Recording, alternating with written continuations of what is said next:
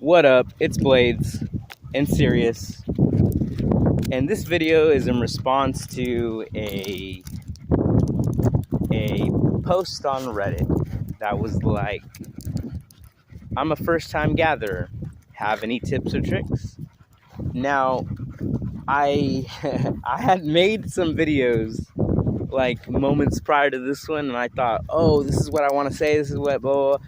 But it's a lot. So this is just a, what do you call it? This is a eco version of it, and I'll probably make another video explaining like the what I guess would call the mid tier and the high tier way to gather. But this is just for the ones that like to make an excuse that, oh, I've never been to a gathering, I want to go, it's expensive, and they make all the excuses in the world. And I'm just gonna, this one's for you, because I was once a young ninja that had those same excuses, and then I put my foot down and was like, nah, I'm a juggalo. And then gathered. And so yeah, this is for you. So let's first cover like how you're gonna get to the gathering. I feel like to any psychopathic event, if you are 9 hours or more, you should fly. Now, people are going to say, well, what about homies and going in on gas, and just the time that it takes to travel in a car? Like, you could be working that 8-hour shift there and back to afford a plane ticket. So, I mean, I'm not going to argue that point, but for the working ninja such as myself, like that's real. Like even when Arizona was the closest, like unless psychopathic completely like calls it late like they did, like flying is almost always going to be cheaper. And yeah, like I said, that except for that recent Juggalo day, they announced it like a month away, and tickets were outrageous. But for the most part, for the gathering, you shouldn't have that problem. There should be plenty of time. Tickets are always going to go like lower and raise, but for the most part, like even right now as I drop this video in May, tickets are still going to be at a reasonable price. And that's how you should do it, because ideally you should be working, and then on the days that it takes to travel to the gathering, like it's like the least amount of time. Like literally, I'll be working, getting off work, getting my stuff, getting on the plane, flying, and like within less than 5 hours, I'll be at the grounds, and I'll be gathering, rested and ready. You know what I mean? And looking fresh as F. You know what I'm saying? Like traveling to the gathering by car. At least if you're from California, like it's just it's work. And I guess if you've never seen the country, by all means go see the country. But spoiler alert, there's nothing to see. There really isn't. So once you get to the gathering, you're probably wondering like, okay, so what next? Like how do I gather? How do I enjoy my stay? So we're just going to cover the cheapest way right now, right? So your gathering pass, it covers access to the grounds. So let's say this is the gathering behind us. You're able to go in and sleep wherever you want. You could bring in anything you could bring in, except for a vehicle, because you need a car pass for that. Now, a lot of people are probably wondering like, oh, well, don't you need a car so you could come in and bring all your camping supplies so it's easier? The gathering really isn't a place where like it's like SpongeBob and you sing the campfire song and it's like you get a little spot and you're on A7 and you gather, like you have your little campsite. Well, definitely there's probably there was places that were like that, but Legend Valley isn't that. And I'm not going to get into detail about those other locations because it's at Legend Valley right now. So at Legend Valley, the camping, and for the most part, at any gathering you will go to, it's not camping like that. It's camping like festival camping. Literally, where you camp is where you're going to sleep and rest. For the most part, like when I'm gathering, and I'm not like a super partier or anything like that, but like anything you're doing at the gathering, you're not sleeping. There's something they say at the gathering, fuck your sleep, because you're not sleeping. Like you're out gathering, you're seeing seminars, you're seeing shows, you're riding carnival rides when Violent J pays for them. You're enjoying you're enjoying the convention, the festival that is the gathering. So I don't think you should worry about those luxuries at the festival. Like if you're worried about like if you need any of that stuff, like don't worry about that stuff. You just don't need it. And if you need your car for security stuff, park it outside.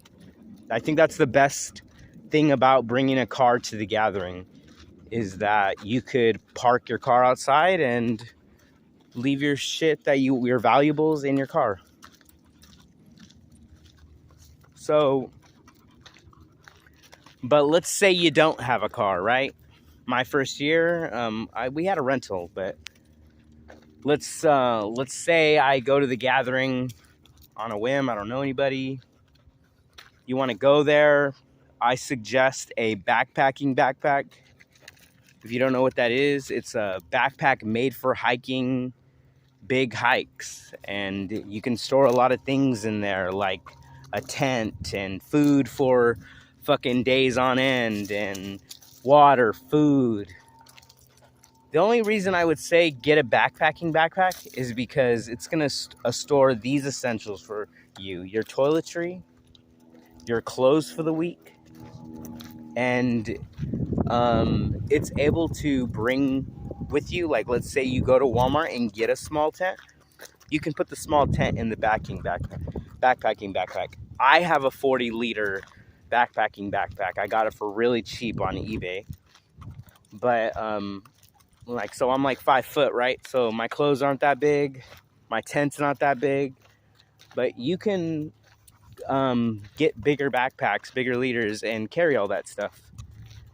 And I honestly feel like that's going to be the cheapest way to gather. Even when you fly, like that's like a carry-on for me. Like I guess if it's not a carry-on for you, like then it's one luggage bag, you know.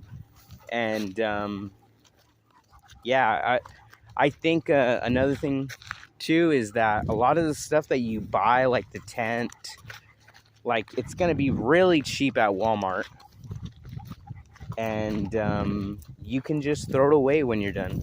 You don't need to bring that shit home. It's just a tool for you to be comfortable at this festival. So yeah.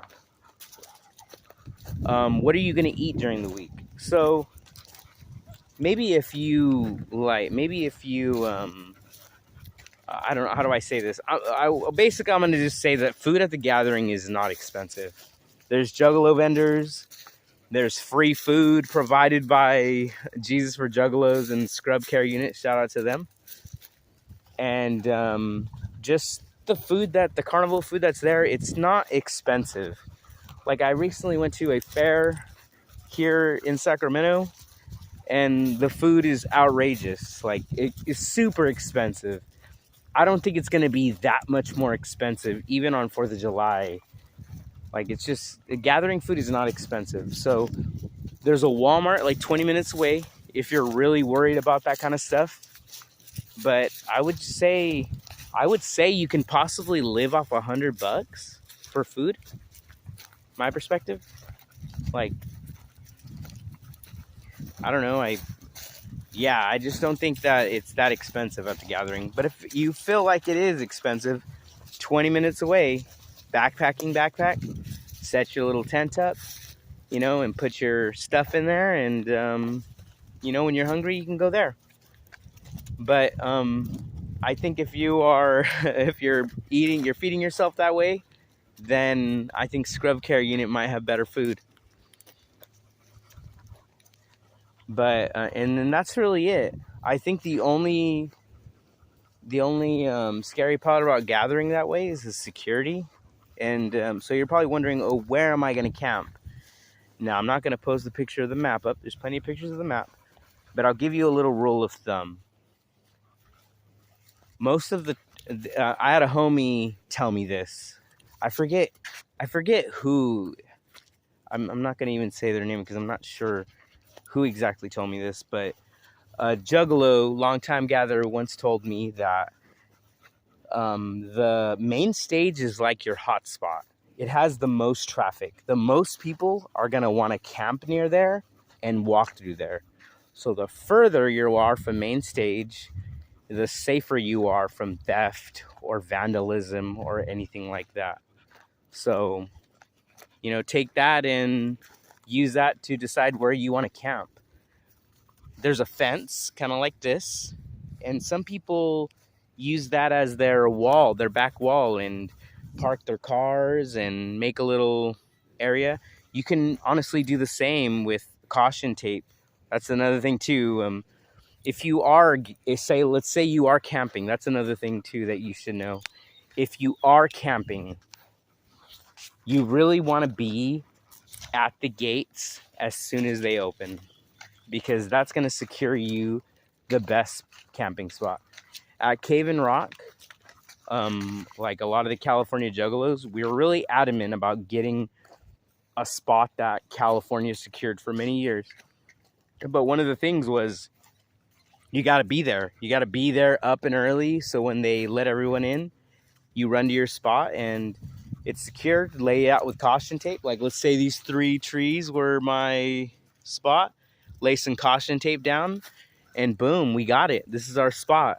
And Juggalos are pretty cool about respecting caution tapes, unless you're ridiculous with it and there's like no spots and you're just there with your fucking borders. Then, you know what I mean? Obviously, like, you're gonna need to take that shit down. But yeah, so if you want to camp, get there early. You have your backpacking backpack with your tent and your supplies for the week, and you just go walk through the grounds and find a place to put your spot. You want to be there early for 2 reasons. Well, 3 reasons. 1, to secure the spot you want. That's the number 1 reason. But you're like, okay, well, what kind of spot? Well, you want a spot with shade, right? Because that's going to be comfortable. You don't want to sleep in a hot tent. Or maybe you do. I don't know. Another thing is the Midwest has a lot of rain. And at least in Cave and Rock, it was prone to flooding. So obviously, like, camping on a hilltop was better because, you know, it wouldn't flood you out, because that's something you might need to worry about. At Legend Valley, it has happened. Like, I've had a homie that we're on flat ground and shit, the water got high. It's one of those... I wouldn't say it's a rookie move, because I feel like at Legend Valley, a lot of it is flat. But shoot, if it's something you're worried about and you're looking for the perfect location, that's like something you need to consider. So, yeah, so you're there with your backpacking backpack. You get there early. You found the perfect spot where you want to lay your resting spot. There you go. You're basically all set and ready to go. Oh, so what I was saying earlier, though, like, near main stage is your most traffic. So you ideally, aside finding the perfect location with those prereqs of shade and hilltop that doesn't flood, you also want it not too far from main stage, because that's where all the fun stuff happens. But you also don't want it like so close that there's so much traffic and crazy stuff happening that, like, oh, your fucking tent gets trampled because you wanted to put your tent right next to main stage. or it's too far and you're like, shit, like we're gonna miss ICP, because I was so scared about seeing Juggalos that like I'm not gonna make it. So there's a sweet spot there, and you can look at a map and kind of gauge where it's at. Another good idea is to look at Google Maps and kind of gauge it that way.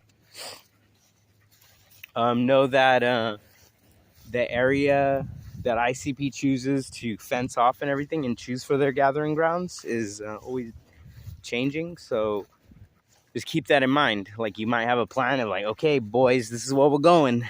And then you go there and you're like, shit, they fenced that off.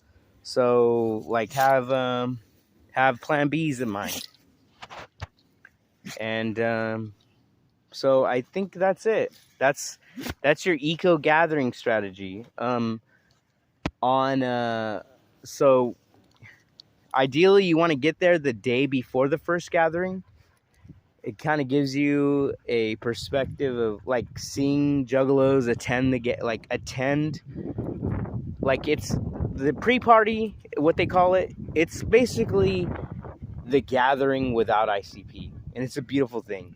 You get to go there and walk through the parking lot and see all the Juggalos from different places, like have their little clown cars and lights, and some of them are selling food, passing out CDs, custom merchandise, etc.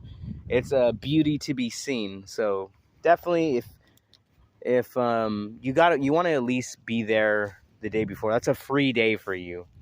So yeah, go there for that, my son. And so you're wondering, okay, well, when should I leave? Because I hear loadout day is on Sunday. I think that after ICP is done on Saturday, which is the Saturday night is like their main performance, I would say the gathering's done. Now sometimes they have some stuff going on towards the very end. I feel like that kind of stuff is there if you have no rush in leaving. Like, you got shit you got to pack, you got a long travel, you're like I don't want to do this. I'm just going to enjoy what's last of this event. That's what I feel like that's for. But for me, man, I would have a flight, and I've had flights as early as 3 or 5 a.m. after ICP. Literally enjoy the show, pack my shit up, throw away anything I don't want, and then Uber to CMH, which is the airport 20 minutes away in Thornville, and get the hell out of there. At least get to the airport 2 hours prior to your departure, and and see you next year. But yeah, after ICP's performance, I don't really feel like there's any reason to stay. Usually there's something called the Deadly Medley. That is their, like, if you want to call it, their aftermath show. Like, when everything's all said and done, it's like a little tradition ICP does with all their roster. But I mean, what roster is there right now? So, but who knows? You know what I'm saying? You got Hex, Chapter 17 up in the motherfucker. You got ICP, Hoodoo, DJ Clay. There's enough for a Deadly Medley there. You never know. You know what I mean? You gotta be, you know what I mean? You gotta plan ahead for shit like that. You never know what Psychopath is gonna throw. And they're not gonna tell you, because the gathering is an experience for the gatherers. So anyways, I hope that kind of sheds some perspective on the gathering. I feel like that is the cheapest way to gather. I don't think you're going to find any way cheaper with homies. I know that people are going to argue that, but I ain't done the math.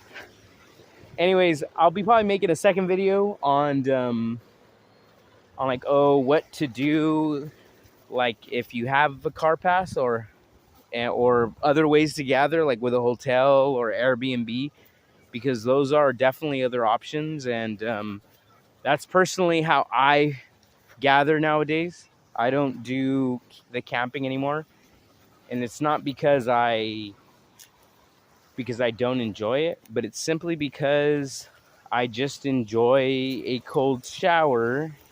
Not a cold shower, but I mean, it's hot as fuck sometimes, so yeah, a cold shower.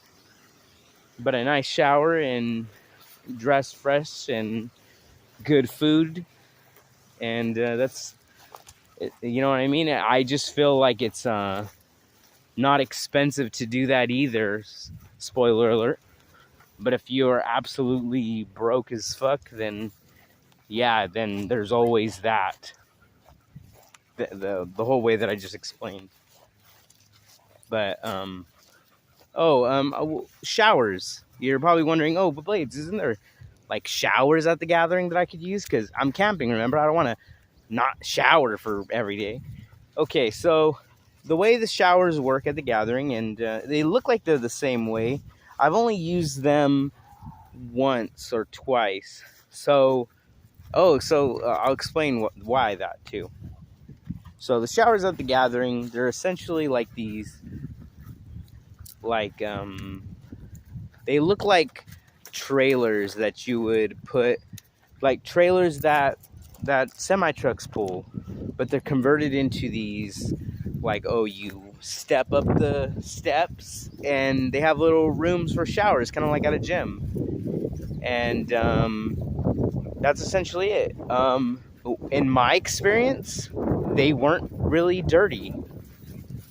Surprise, right? And they weren't cold. Surprise. They were, I remember, so some juggalo telling me, oh, get there early, because that's when the warm water is there. I don't know if all that's true or not, but when it's hella hot, at least at Cave and Rock it was a bearable temperature. And I don't know, that's like some shit that I feel like no juggalo should be worrying about at the gathering.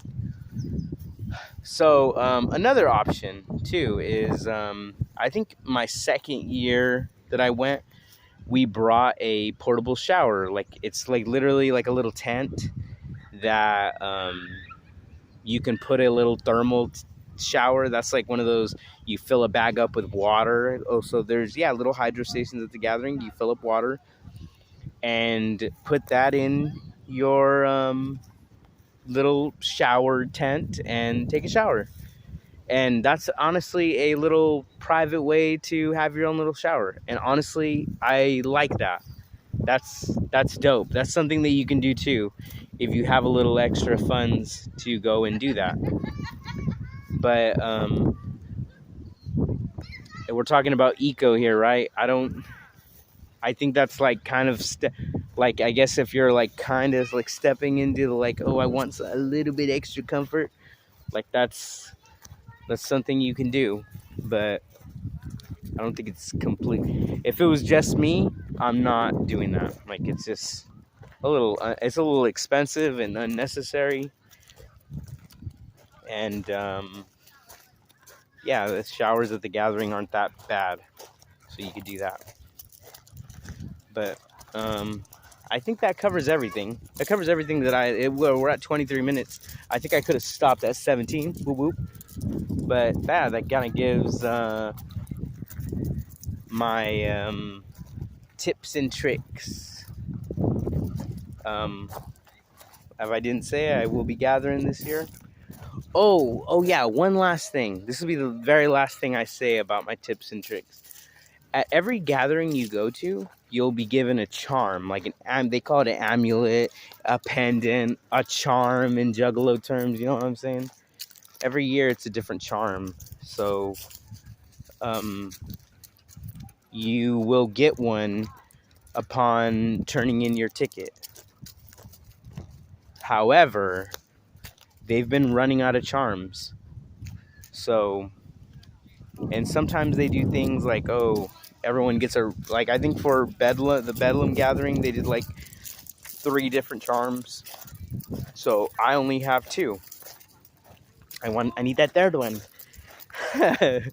But worse than that is that they've been running out. So that's another reason you should show up a day before, because they honestly have been really good about just getting people's charms to them early so everyone can get in. Oh, that's another thing I didn't say. is that your entrance into the gathering, though it's been passes like a little, like my first gathering, I believe it was a little expo pass, but in the recent years, starting at Legend Valley, I believe they have little wristbands, and they're like fabric wristbands that they put on your wrist, and they are your ticket in and out of the grounds. And like, I mean, I'm always able to like soapy water take them off so I don't ever have to cut them. But yeah, they're fabric. They're a little piece of, gathering memorabilia. And yeah, you're ticket in and out of the gathering.